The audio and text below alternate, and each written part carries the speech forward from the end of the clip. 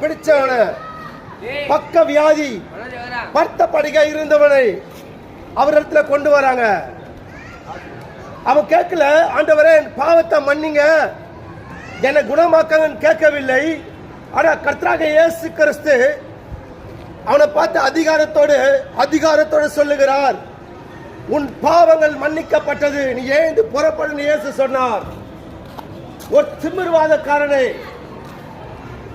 அவன் பாவத்திலேயே சாபத்திலேயே கட்டப்பட்டு இருக்கிறவனை ஆண்டவராக இயேசு கிறிஸ்து அவனை தம்முடைய அதிகாரத்தினால பாவங்களை மன்னித்தார். தம்முடைய அதிகாரத்தை வைத்து அந்த திமிர்வாதக்காரனை எழுந்திரு இயேசு சொன்னார். அந்த வியாதி உள்ளவன, திமிர்வாத பிடிச்ச அந்த மகனை இயேசு கிறிஸ்து பாவங்களை மன்னிக்கிறவராக இருக்கிறவர்.